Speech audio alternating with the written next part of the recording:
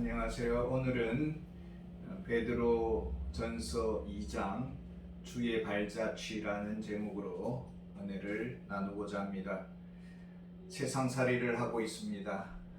우리는 다시 태어났습니다. 세례를 받았습니다. 침례교의 예를 든다면 옷을 벗고 물속으로 들어갔습니다. 그리고 물속에서 나올 때에 교회에서 주는 새 옷을 갈아입었습니다. 옛사람은 죽었습니다. 그리스도의 새 생명의 옷으로 새롭게 갈아입었습니다. 신의 성품에 참여했습니다. 하나님의 자녀가 되었습니다. 이제 영적 아기입니다. 어떻게 자라는 것입니까? 2절에 보면은 갓난 아기들 같이 순전하고 신령한 젖을 사모하라. 이는 그로 말미암아 너희로 구원에 이르도록 자라게 하려 함이라. 어린아기가 어머니의 젖을 자기의 생명처럼 여기듯이 말씀을 목숨처럼 여깁니다. 말씀을 먹고 마십니다. 말씀을 읽고 외웁니다. 말씀을 묵상하고 연구합니다. 말씀을 배웁니다. 말씀 안에 길들여집니다. 다른 것은 시시합니다. 말씀이 꿀송이처럼 답니다. 말씀 안에 부요함이 있습니다. 만족합니다. 그리스도인의 받은 특권이 무엇입니까? 베드로전서 2장 4절에 사람에게서 버림바가 되었으나 하나님께는 택하심을 입은 보배로운 산돌이신 예수께 나아가. 예수님이 누구십니까? 우리의 모든 죄를 용서해 주시고 우리의 모든 죄값을 다 십자가에서 지불해 주셨습니다. 죽음의 형벌을 대신 받으셨습니다. 우리를 죽기까지 사랑하셨습니다. 우리의 구원주가 되셨습니다. 우리의 주인이 되셨습니다. 우리는 특권을 얻었습니다. 예수님과 교제하는 특권. 예수님께서 우리를 친구로 여겨주시고 형제로 여겨주십니다. 예수님과 동일한 하늘의 상속권을 가지게 되었습니다. 우리는 누구입니까? 베드로전서 2장 5절에 너희도 산돌같이 신령한 집으로 세워지고 예수 그리스도로 말미암아 하나님이 기쁘게 받으실 신령한 제사를 드릴 거룩한 제사장이 될지니라. 예수님은 영원한 대제사장이십니다. 우리는 예수님과 영적인 연합을 했습니다. 그리스도는 우리의 신랑이 되시고 우리의 주가 되시고 우리의 왕이 되시고 우리는 그리스도 안에서 거룩한 제사장이 되었습니다. 베드로전서 2장 9절에 보면은 그러나 너희는 택하신 족속이요 왕같은 제사장이요 거룩한 나라요 그의 소유가 된 백성이니 이는 너희를 어두운 데서 불러내어 그의 기이한 빛에 들어가게 하시니에 아름다운 덕을 선포하게 하려 하심이라. 우리는 왕같은 제사장들입니다. 왕은 세상을 통치하는 자입니다.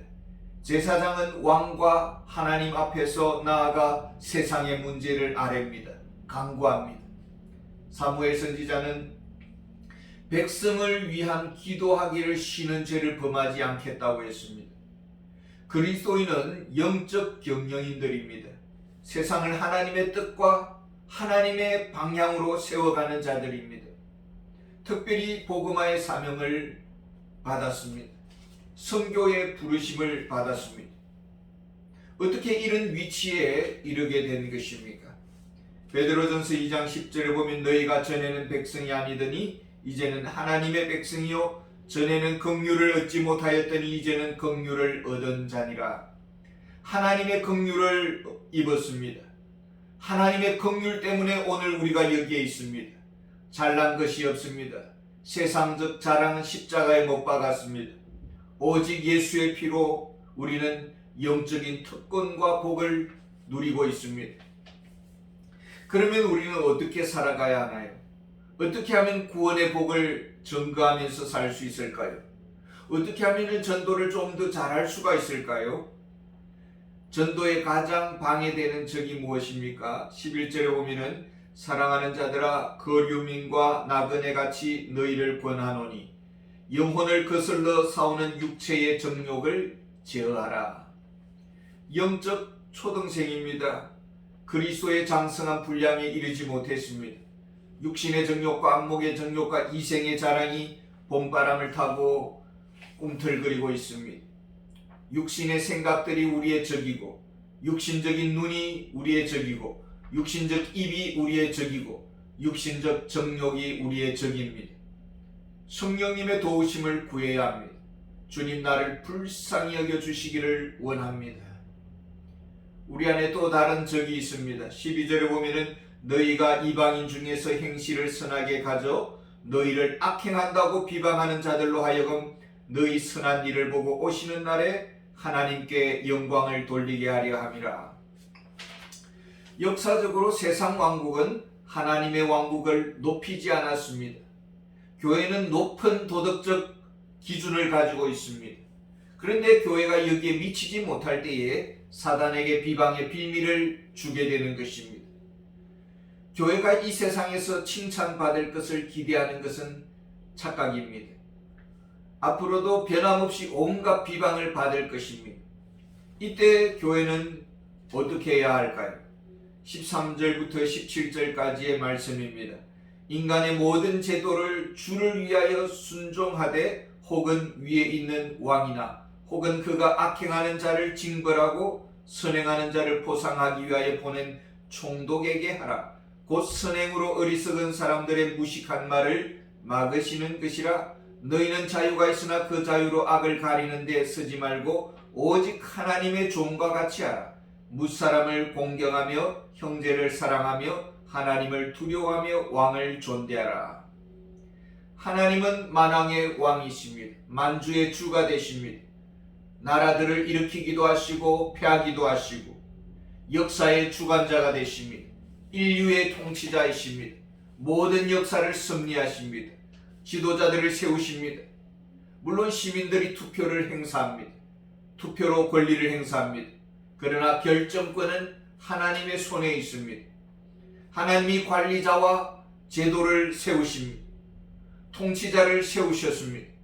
칼을 주셨습니다. 벌하는 권세, 상을 주는 권세를 주셨습니다. 국회라는 입법기관에서 법을 만듭니다. 때로는 한심하고 때로는 존경하기에 적절치 못한 그런 인사들이 있습니다.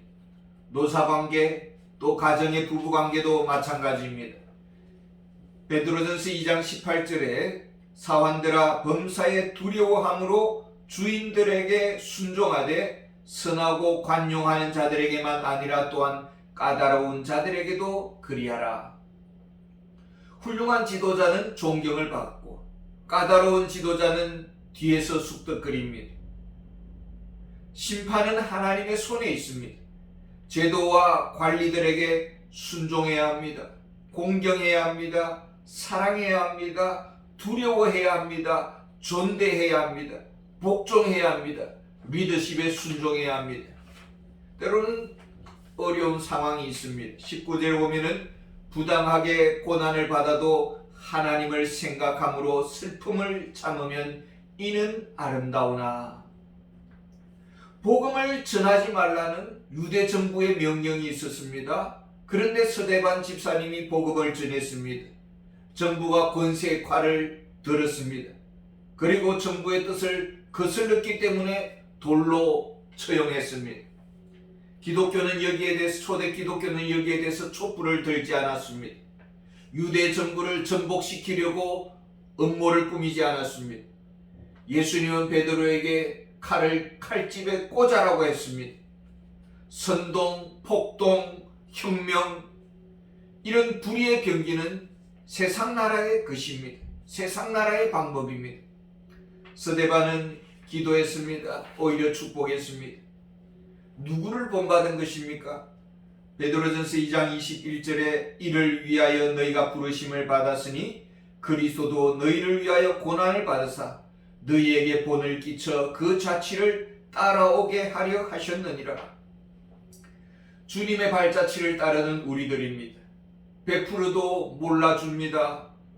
그러나 주님은 원망하지 않았습니다. 성토하지 않았습니다. 혁명을 모의하지 않았습니다. 가이사의 것은 가이사에게 바치라고 했습니다. 마땅히 바쳐야 할 관세와 세금을 바치라고 합니다. 주님의 대응 방식은 어떠했습니까? 베드로전서 2장 22절과 23절에 보면은 그는 죄를 범하지 아니하시고 그 입에 거짓도 없으시며 욕을 당하시되 맞대어 욕하지 아니하시고 고난을 당하시되 위협하지 아니하시고 오직 공의로 심판하시는 이에게 부탁하시며 주님은 기도하십니다. 저들을 사하여 주옵소서. 저들이 하는 일을 저들이 알지 못하기 때문입니다 라고 기도했습니다. 십자가가 우리의 구원이라는 것은 구원을 위한 것임을 저들이 알지를 못합니다. 끝까지 그럼에도 불구하고 축복합니다. 죽음에 이르렀어도 주님은 어떻게 기도합니까? 아버지여 내 영혼을 아버지의 손에 부탁하나이다. 이것이 주님의 기도입니다. 수고를 알아주지 않았습니다. 억울합니다. 기가 막힙니다. 죽음의 자리까지 이르렀습니다. 내 영혼을 아버지의 손에 부탁하나이다. 맞대응하지 않았습니다. 하나님께 모든 것을 맡겼습니다. 이것이 그리스도인이 닥치는 환난에서 구하는 최고의 기도입니다. 베드로전서 2장 24절입니다. 친히 나무에 달려 그 몸으로 우리 죄를 담당하셨으니 이는 우리로 죄에 대하여 죽고 의에 대하여 살게 하려 하심이라. 그가 채찍에 맞음으로 너희는 나음을 얻었나니. 그리스도인의 사명은 영혼을 살게 하는 것입니다. 구원의 사명입니다. 세워주는 사명입니다. 파괴하는 사명은 없습니다. 무너뜨리는 사명은 없습니다. 왜 그렇습니까?